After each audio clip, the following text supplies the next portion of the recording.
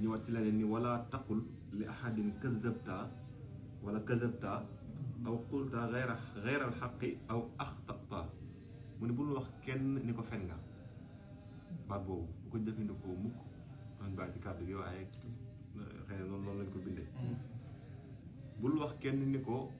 fen nga jaar ci baat bi loolu lay bañ aw qulta ghayra al-haqqi wala wax nga wala li nga wax du dëgg mu ne loolu noonu aw akhtata wala juum nga maam ci waxin woowu mu ni baat yooyu bul ko di faral di utiliser bul ko di wax nit aw ghayriha wala yoo xam ne noonu la mel mooy yim cité noonu min kulli shay'in yusxitu walaw sabiyan kaana fahwan ghalal wala baat yi ni mel yëpp yoo xam ne day merloo nit bul ko di utiliser ci koo xam ne wax na loo xam ne du dëgg nga xam ko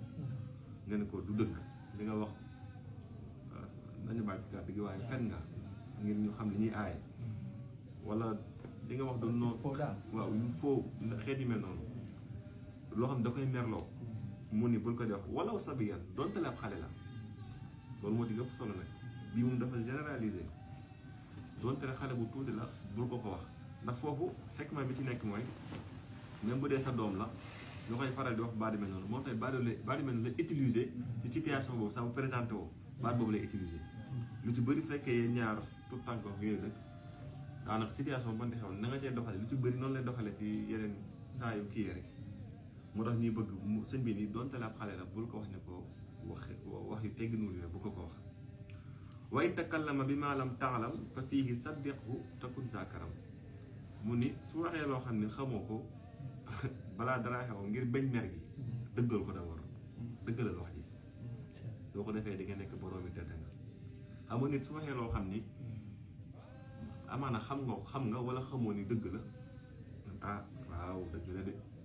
ba pare day apaiser nit ki maanaam day tax du gis boppam waaye boo nee bëri ni ko waxoo dëgg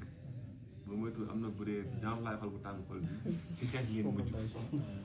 te loolu lay bañ moo tax dëggalal wax ji léegi nag mu des leneen nag nan nga war a corriger xëy na li nga xam ne wax na ko te nga xam ne du dëgg yow nag nga war a def correction boobu mu ni faqul lahu lastu kaza aw kuntu muntaqidan aw innani jahiltu dëgg la de wala kii wala wax na loo xam ne leneen du dëgg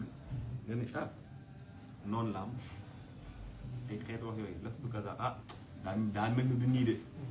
daa mel ni du nii wala man de jàpp leneen laa jàppoon aw kuntu muntaqidan aw innani jahiltu wala sax nga ne bu fekkee xamul nga ah li nga wax nii de réere naaw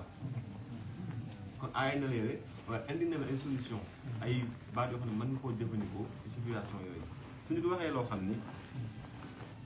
wóor na ni li ñuy wax ni du dëgg xam nga ko bu jaar ci digg bi rek ni ko waxoo dëgg wala li nga wax ni du noonu catégoriquement ngeen ndax loolu mën na koo merloo yéen ñaar ngeen am lu ngeen def su loolu amee waxal rek daal ne ah est-ce que nii la am daa mel ni man jàpp ma woon loolu de xeeti mel noonu bu ko defee lu ci bëri nit mën na laa laaj ah yow loo jàppoon la lay wax waaye boo ko du dëgg wala fen nga danaa moom day daal di riposté loolu soo waxee loolu xëy na mën na laa laaj nu mu demee yow nga indi ci ay leer rek yu ni mel su fekkee xamoo nag mu ne aw innani jahiltu su fekkee xamoo nga ah man de loolu moom réere naa ko daat cay noonu wa nahwaha min ibaratin tasur mustahsanatin la tusi wala tadur wala yeneen baat sax yoo xam ne man tudduma ko fii waaye yoo xam ne yu rafet la te nga mën ko utiliser yoo xam ne du lore te du gaañ kenn nga utiliser ko ndax am na ñoo xam ni seen kàllaama xëy na du yu mel noonu xam ne mën nañoo utiliser yeneen i baat sax yoo xam ne mooy gën a jàppandi